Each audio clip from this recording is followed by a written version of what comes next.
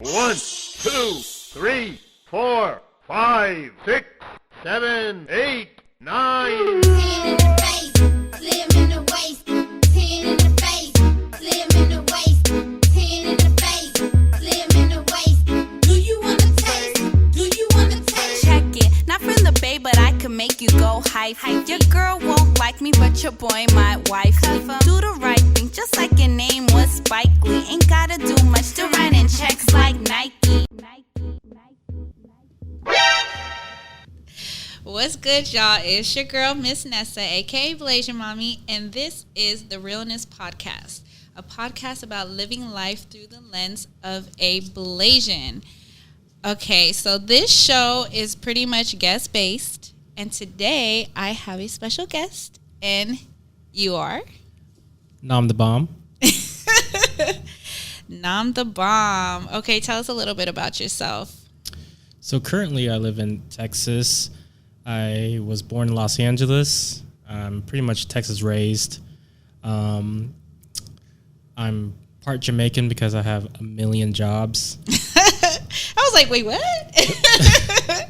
Uh-huh. What do you do? So my main job, I take care of sports injuries. I work at a football stadium, taking care of 5 junior high schools, grades 7 through 9. I also have a hospital job, doing the same thing. So they send me out to different sporting events.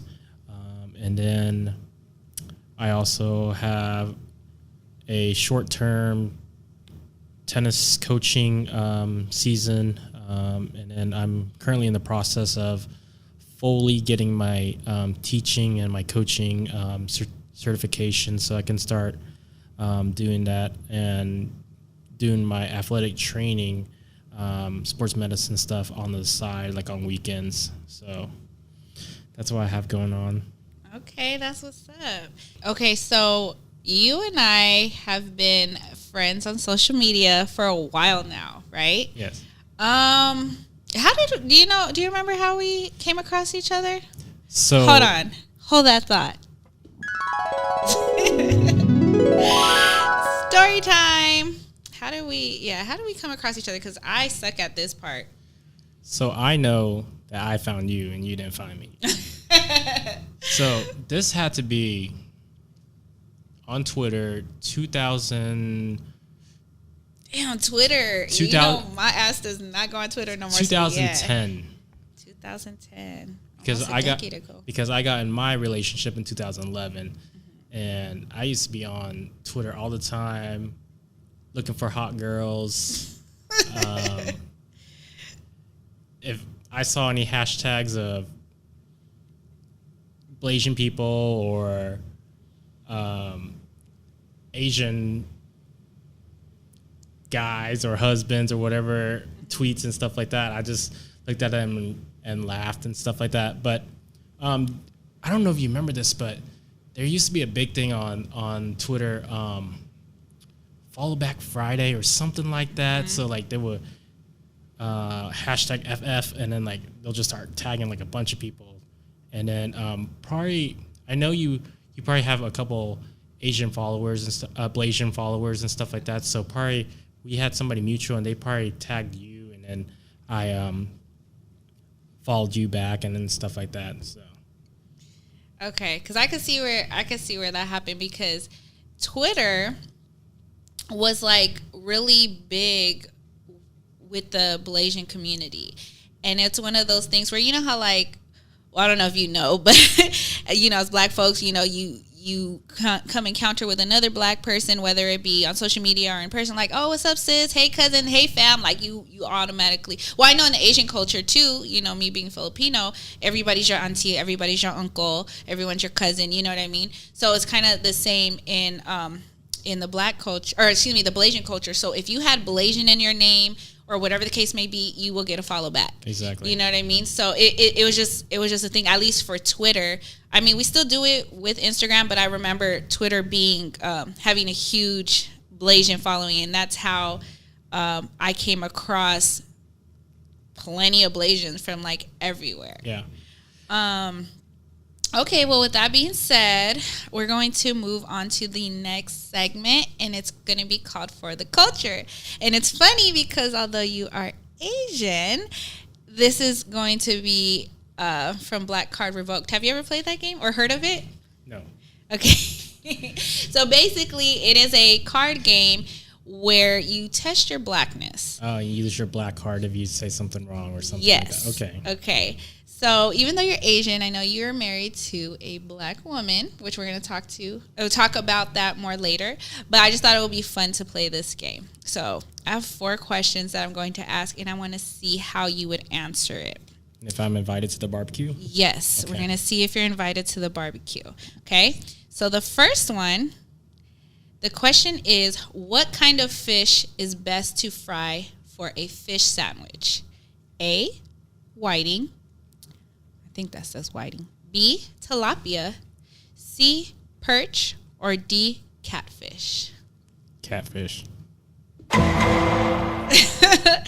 Catfish is correct.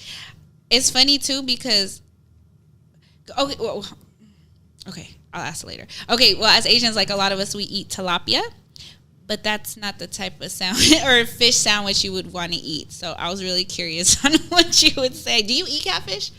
Yeah. So, my stepdad has a fried chicken shop. Oh, okay. So we do have catfish on the menu.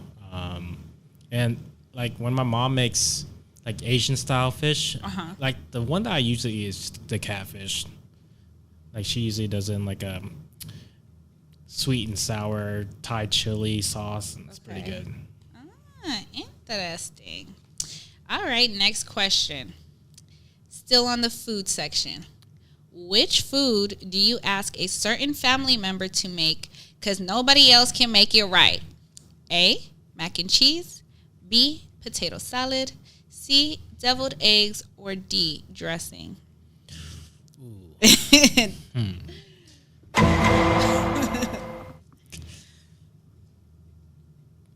So this is the one that you want a specific person to make because they're good at it, right? Yes. Or is it just the cop out for, okay, just bring anything because you suck? The first one. Okay. I know it's between A and B, the potato salad and the mac and cheese. Oh. I'm going to have to say the potato salad.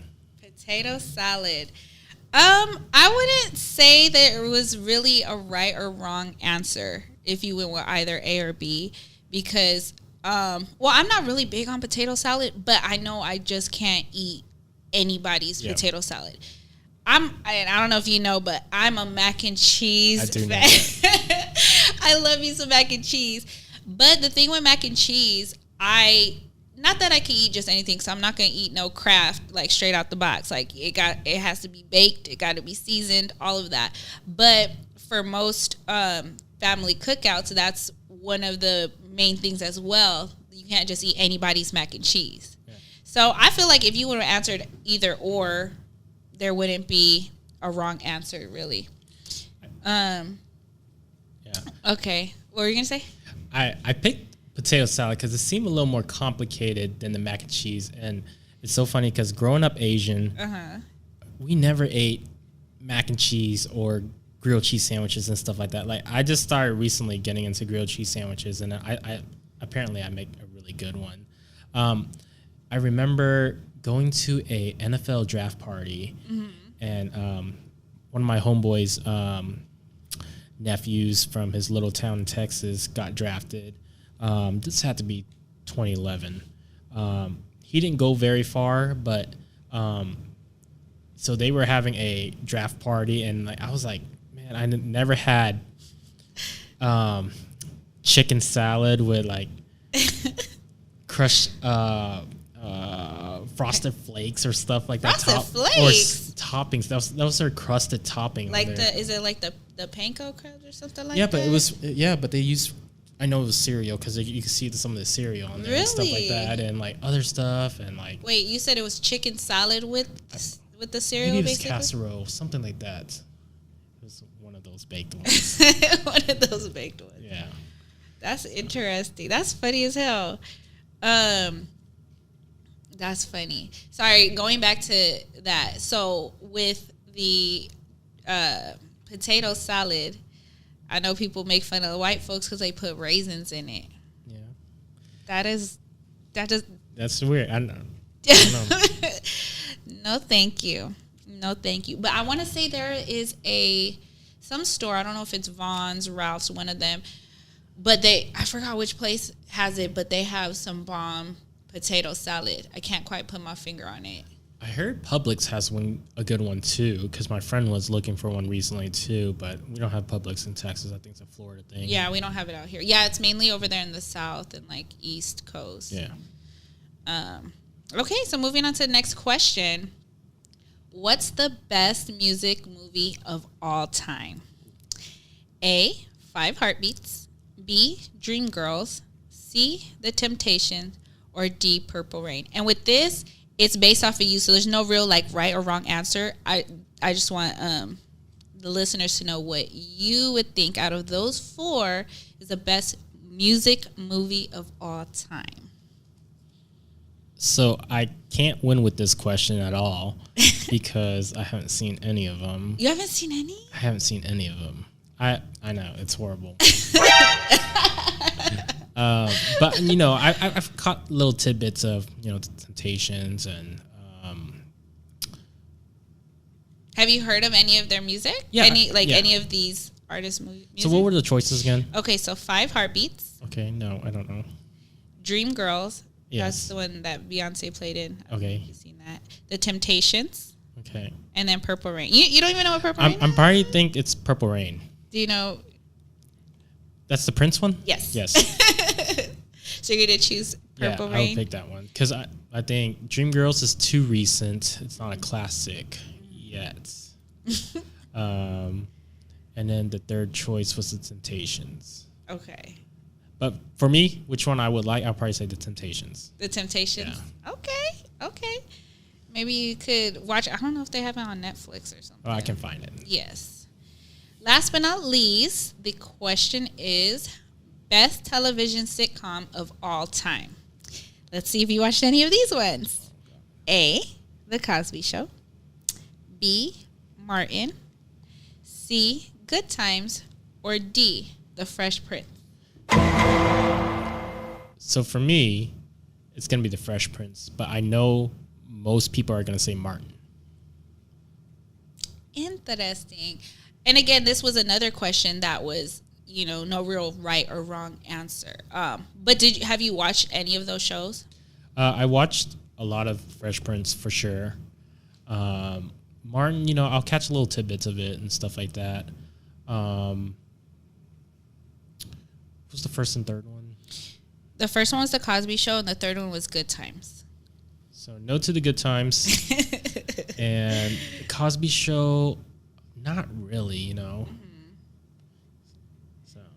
Okay, and that's not bad, I just was really curious about that. Okay, so quick advertisement. This is a quick Lyft plug. If you are looking to make extra money on the side or want a discount on a ride, use my discount code Vanessa 334087. Again, that's Vanessa VANESSA 334087.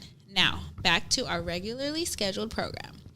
Okay, so my next segment is called Amazing Blasians. And this is going to be a segment where every week I take the time out to recognize a fellow Blasian, as like myself. And they can either be a celebrity that you may or may not have known that were mixed, or that's someone that I know very dearly.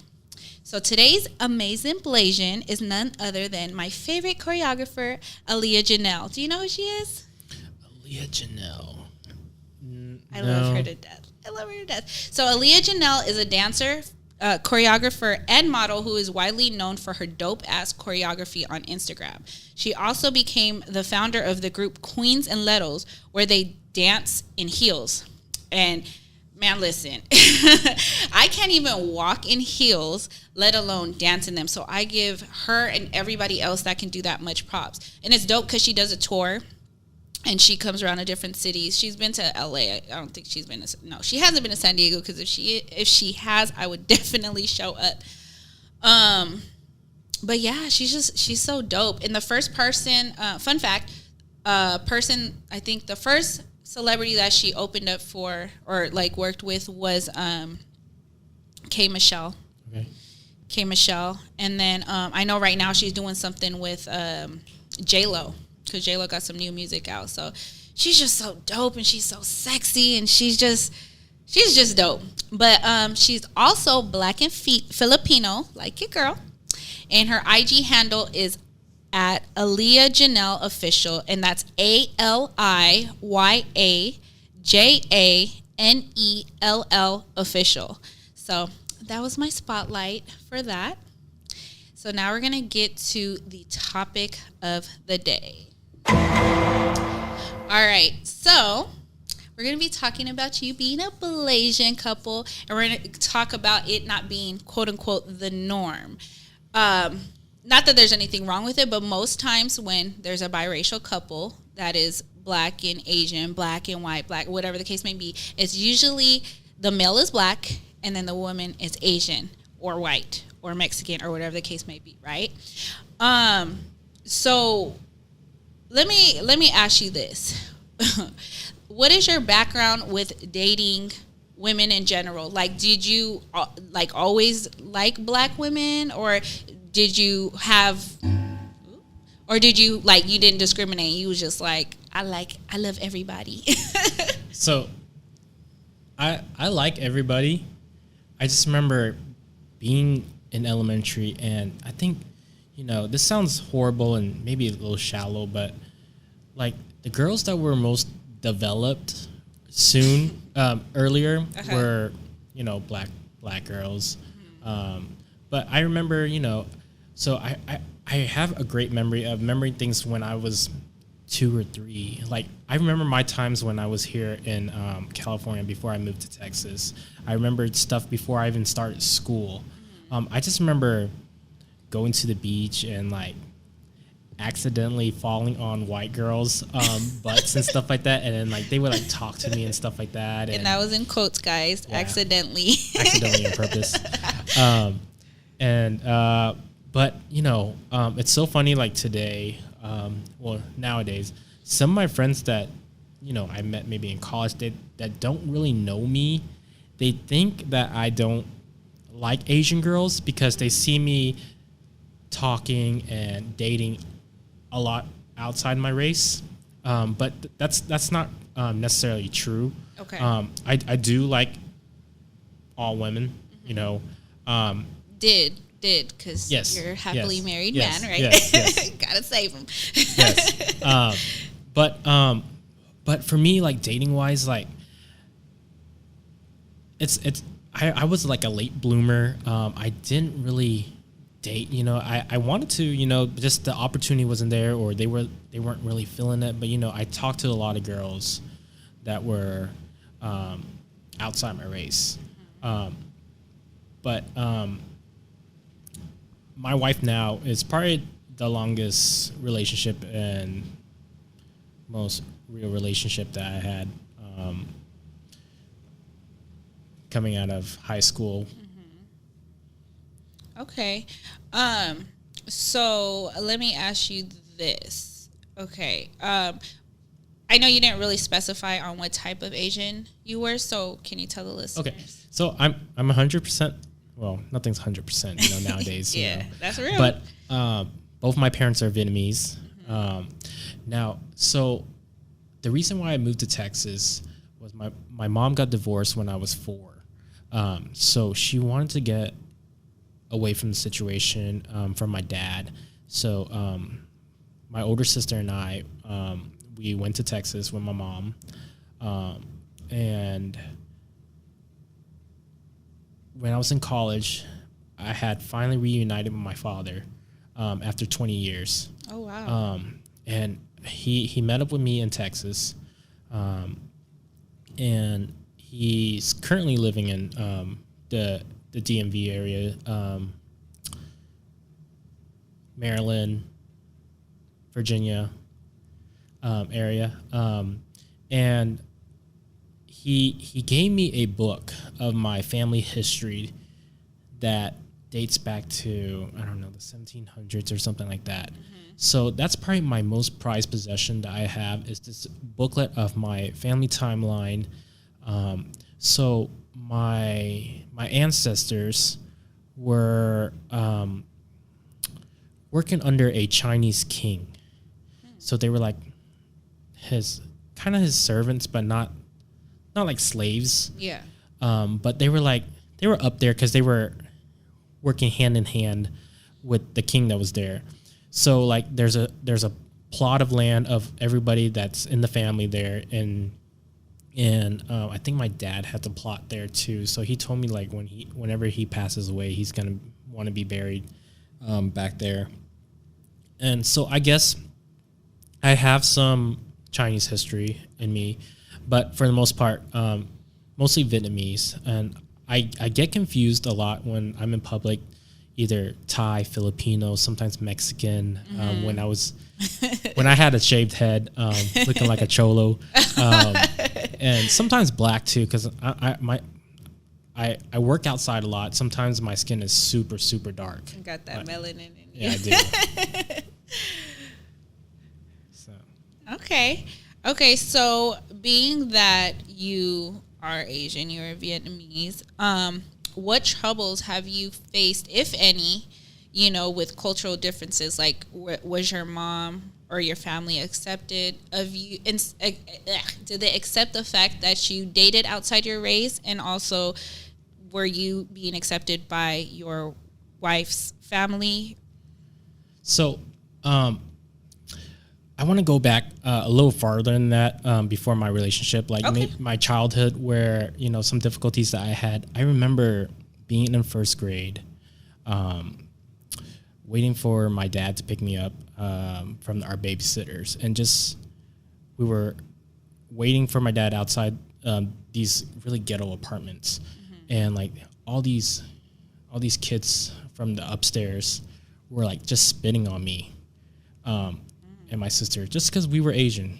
And this apartment complex was predominantly Black and Hispanic. So that was really an eye opener. And I just remember having struggles with finding girls to like me back when I was younger. And this is so stupid, but I remember thinking to myself, I was like, if I was white, maybe these girls would like me more. I would have more opportunities. And it's just so stupid that little part of, self-hate, I guess. Yeah. Because I guess sometimes when you're growing up, you think the white man is, the higher up. You know? So, and then fast forwarding to now, I remember my wife and I, when we were dating, I remember the first time I tried to introduce her to my parents, they were like, no. So that was really heartbreaking. Were they like rude to her, or they did it behind closed doors? Well, they had never met her yet, and I was wanting to introduce her for the first time, and they were like, no. Okay. And at the time we were long distance. She was living in St. Louis, and I was in Texas. And it took my parents over a year to finally open up to my wife. And the first meeting, we went to a restaurant, and we had dinner and stuff like that. And it was good, and then slowly my parents started opening up more and stuff like that. But they always said, it's your life, do what you want, deal with your consequences, whatever happens, okay? We can't change your mind, what you want to do, but as long as you're happy, do what you want to do.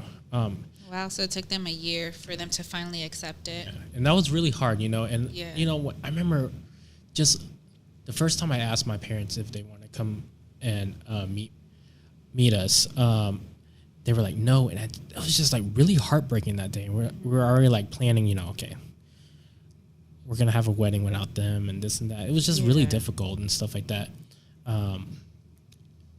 So Okay, and what about the flip side? So with her family, how was that? her mom freaking loves me. Nice. I have never met her dad yet. But you know, he'll call sometimes and we'll talk on the phone and stuff like that. But her mom loves me. Her brother and his wife were pretty cool. So that was the easy part. Okay, and that's dope because it's crazy how things are looked at on different perspectives. Like for instance, whenever, and this is not all people, but a lot of people, like when they see a black man with an Asian girl or a white girl or Mexican girl, whatever, a lot of times they're just like, oh, you don't love your black women and self-hate and da-da-da-da, all this stuff, right? So it's usually negative, but when it's the opposite, when it's a black woman with an Asian guy, with a white guy, with a Mexican guy, they get praised and they're just like, oh, okay, you got you a little, you know what I mean? It's like, yes, girl, it's like, it's crazy how the tables turn depending on whether it's the black man or the black woman, you know what I mean? So it's kind of interesting. So that's why I really wanted to have you on the show because,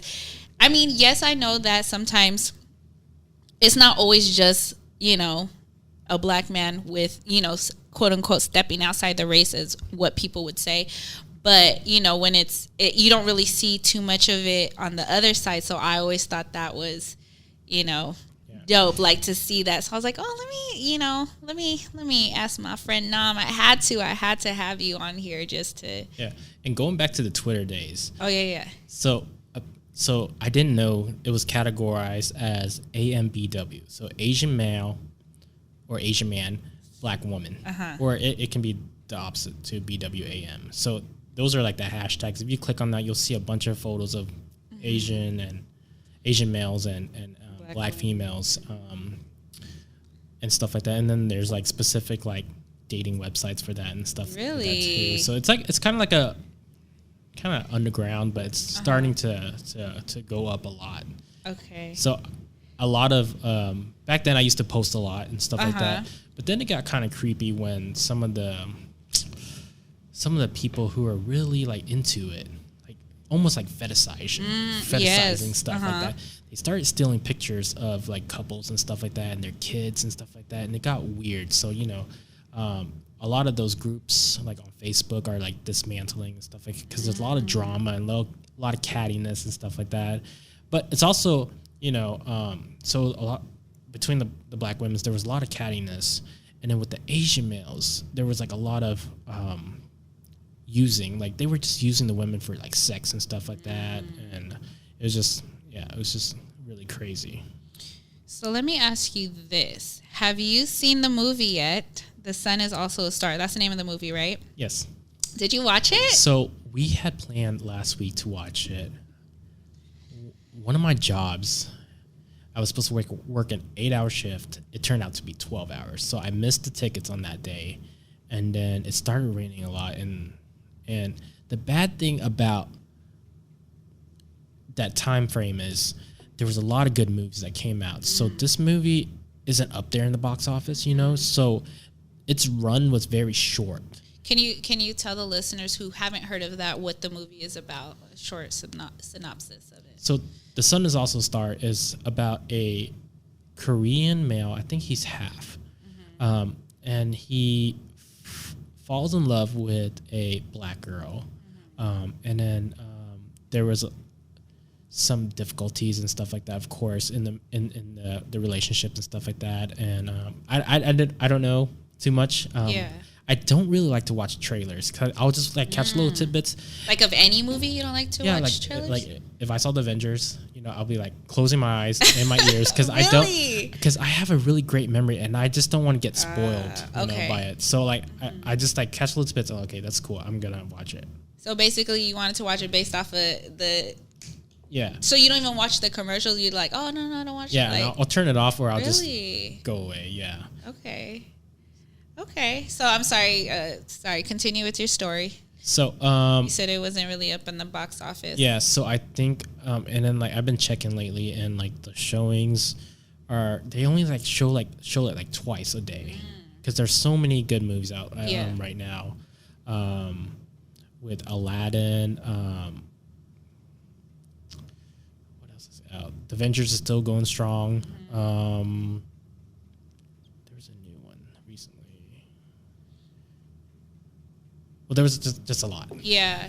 Have you heard of The Intruder? No. Okay, so that movie is with Holly Berry. Why do I keep calling her Holly Berry? Sorry, Megan Good, Oh, Megan another beautiful black woman.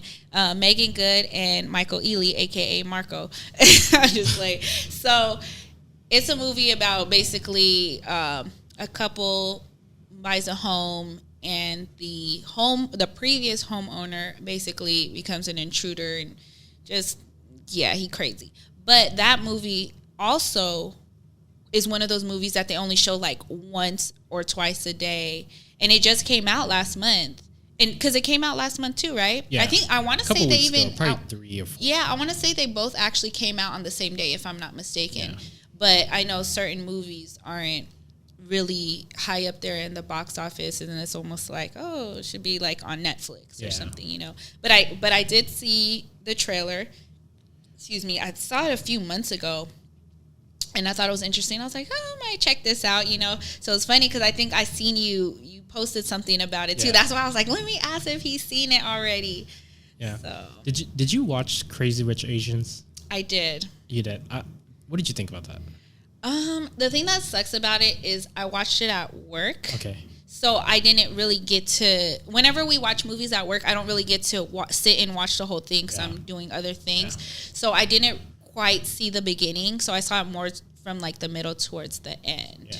So what'd you think about it? I really loved it. You know, it was because that was more so on class, right? Yeah, it was. You know, we haven't had the Asian people haven't really had a predominantly Asian cast type movie since I don't know, the Joy Luck Club in the 90s. Mm-hmm. So it was really good to see that. And if you don't know the story about that movie, so the guy in the movie, comes from a very wealthy family, meets a girl. The girl goes to China to meet his family, and she's having a hard time fitting in with their social class and stuff like that, and she starts trying to be outside what she usually is. And then, you know, finally she just got fed up, and she's like, you know what, you know, I love him, take me as I am, you know, and if you don't, then too bad. But it was just, and then just watching the wedding was really amazing too. I think that was just so extravagant how they did the Asian wedding and stuff like that. How, if you don't mind me asking, how was your guys' wedding? Was it a big wedding? Was it a small wedding? Because I know earlier you had said originally that you guys were talking about, you know, just doing it on your guys' own. Yeah. So after everything, you know, settled and you know, everybody was on good terms and stuff like that. So traditionally, I don't know if you know this. So have you ever been to a Vietnamese wedding? No, I haven't. So traditionally, for a Vietnamese wedding, the guy and his groomsmen go to the girl's house and brings gifts. And the last gift is always the lechon. You know what that is? Yes. Yeah, we have in Filipino culture as well. So a barbecue pig. Yes. So before that, you know, red's good luck in pretty much every Asian culture. Yeah. So we have like gifts. It's usually, you know, boxes of tea or pastries and stuff like that. And they're draped over like these really nice red silk covers. So we go to the girl's house, and, you know, each guy, you know, gives it to the parents of the girl, and then the two parents have a tea ceremony. And this is before the wedding. Okay. So traditionally, there's a tea ceremony before the wedding. Okay, so everybody from the main families, you know, we go and meet each other and eat. And then after that, so we're Catholic also, so we'll have a Catholic wedding. So tea ceremony, exchange of gifts, and then like an hour or two later, we'll have a ceremony at the church, and then afterwards, we'll go to a reception for the wedding. And traditionally for Vietnamese weddings, we have bottles of Hennessy or Remy, the expensive stuff, on every table. And with Asian weddings, we don't do gift registries. We just do money. Okay. So pretty much the more Asian people you invite, the more money you'll have in return. So and that money is used for, you know, your honeymoon or starting a family or your down payment on a house and stuff like that. But unfortunately, you know, my wife's family does not live in Texas. They live in Georgia. Oh, yeah. And we were already living together anyways. Yeah. So we didn't get to have that, but we really wanted to have that. That would have been dope. So we had, so I'm Catholic, and we had a Catholic wedding, and then we had it in the reception hall there. So it was a very small wedding with about 70 people, but it was really nice, you know. We got to do our own thing. We saved a lot of money, you know.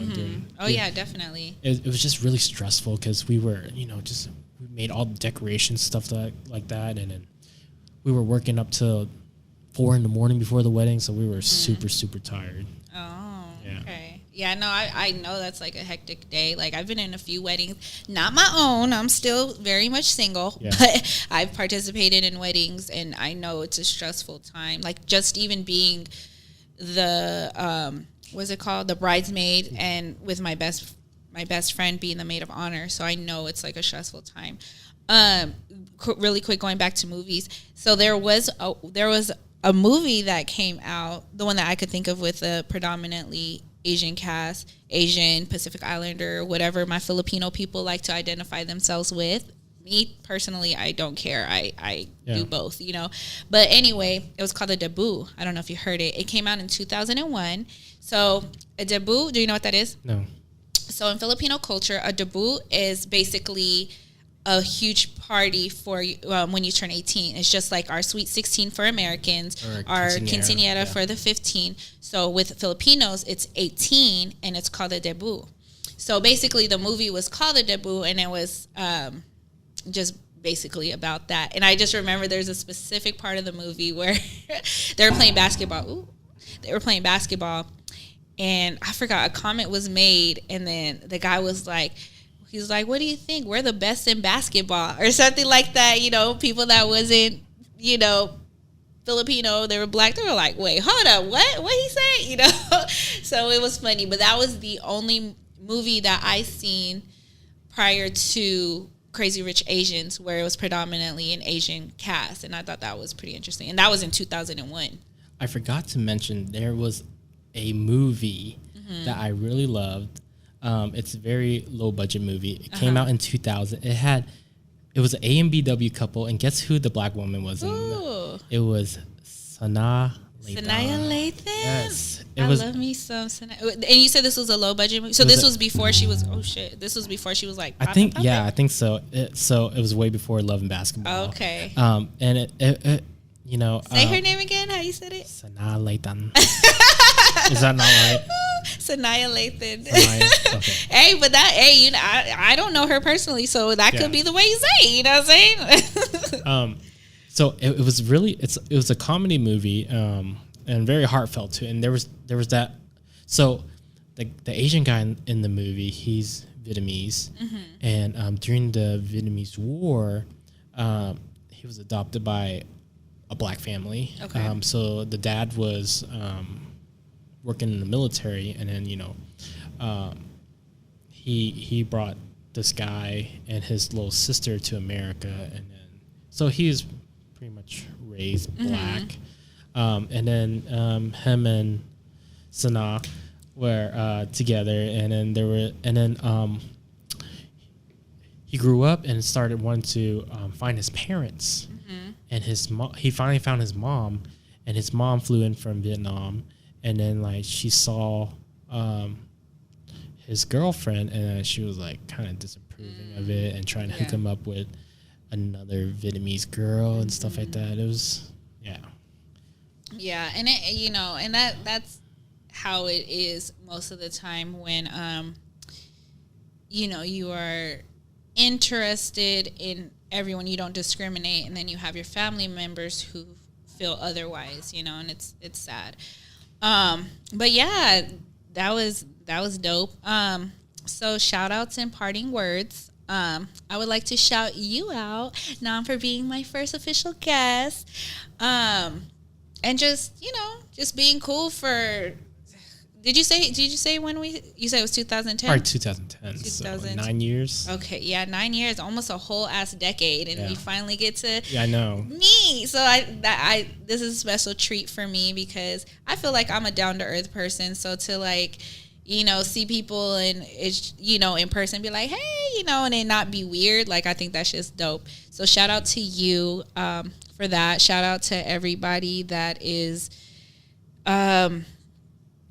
very, what's the term, supportive of me branching out and doing my own podcast. I know it's a little different, but yeah, it's dope. So any shout outs that you'd like to have? First and foremost, shout outs to my wife Lala. Yes. Hey girl. Shout outs to all my Blasians and Asians, interracial couples, the swirl life and all that good stuff. Now listen, that's called motherfucking bars, nigga. He said my swirls. And I think you're one of my few friends that I know are Charger fans. I know it's been a little. Was it Charger fan? I know so it's a little different now since they left, but because I live in Texas and there's not a lot of. I bet they're all mostly the pinche Cowboys fans. Did you say the pinche? Yes. The pinche Cowboy fans. But yes, but I still follow them even though they went to Los Angeles.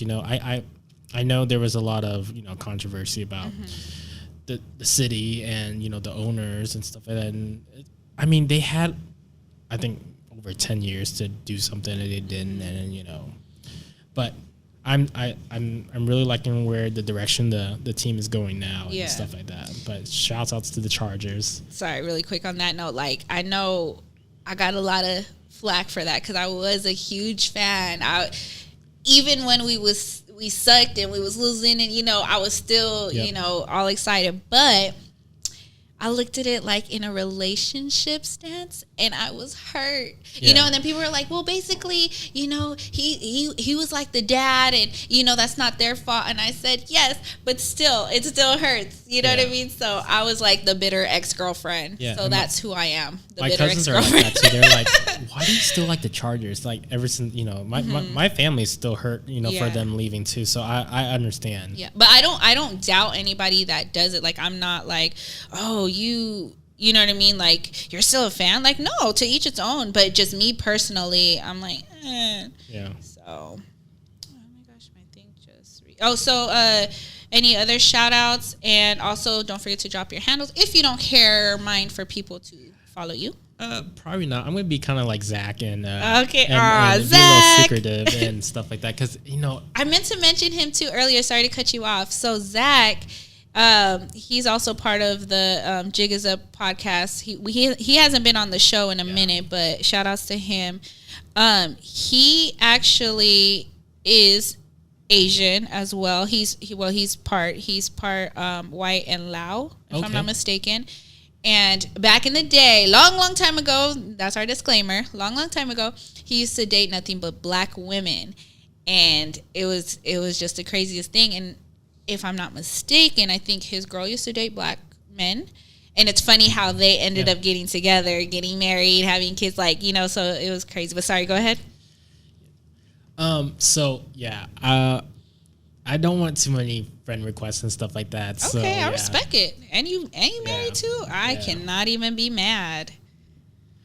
All right, any other shout outs? No, Not really, but I will take up your plug for your lift because I'm planning on doing that like next week. Oh yeah, because summertime and I'm out of school for my school job, and then my camp runs Monday to Thursday, so like Friday to Sunday, and I just don't like sitting around. I like working, and if you can tell by all my jobs and stuff I do, Jamaican. Yeah, and even with that, like you said, the whole.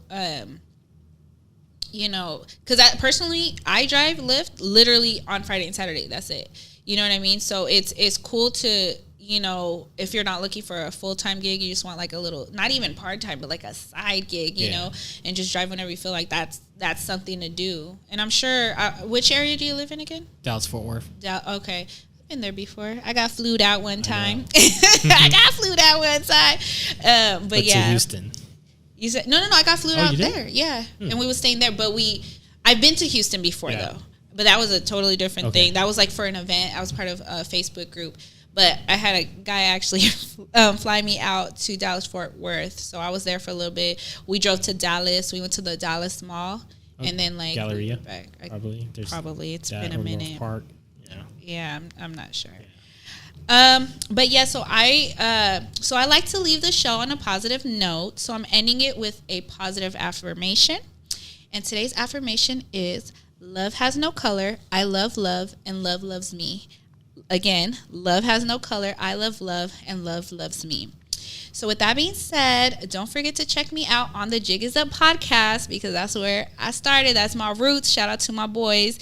And chime in on my NSA segment. I like to do questionnaires and different posts and stuff with my peoples. So shout out to y'all that actually participate in that. So, yeah. And on that note, thanks for listening. Until next time, remember to always keep it real. Peace.